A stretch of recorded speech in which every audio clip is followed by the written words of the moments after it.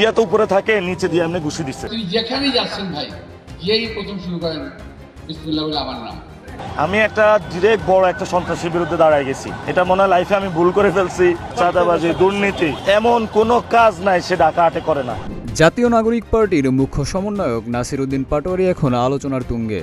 মানহানির অভিযোগে ঢাকার মেট্রোপলিটন আদালত তাকে হাজির হওয়ার সমন জারি করে। জানা যায়, প্রধানমন্ত্রীর রাজনৈতিক উপদেষ্টা মির্জা আব্বাসকে নিয়ে মানহানির বক্তব্য দেওয়ার অভিযোগে করা মামলার জন্যই তাকে আদালতে হাজির হওয়ার নির্দেশ দেওয়া হয়।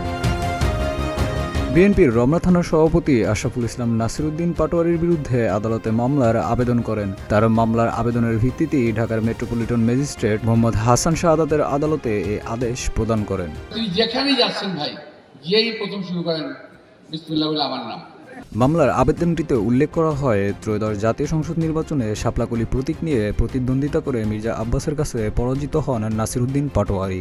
নির্বাচনী প্রচারের সময় তিনি বিভিন্ন সময়ে মির্জা আব্বাসকে নিয়ে মিথ্যা ও মানহানিকর বক্তব্য দিয়েছেন বলে অভিযোগ আনা হয়। চাঁদাবাজি, দুর্নীতি, যেগুলো মন খারাপ করা, তারপরে এমন কোনো কাজ নাই সে ঢাকা আটে করে না।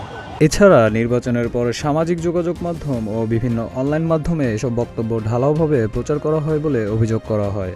সব বক্তব্য ফেসবুক ও ইউটিউব সহ সামাজিক যোগাযোগ মাধ্যমে ছড়িয়ে পড়ে এবং এতে মির্জা আব্বাসের মান সম্মান ক্ষুণ্ণ হয়েছে বলে আবেদনে উল্লেখ করেন রমনা থানার এই নেতা।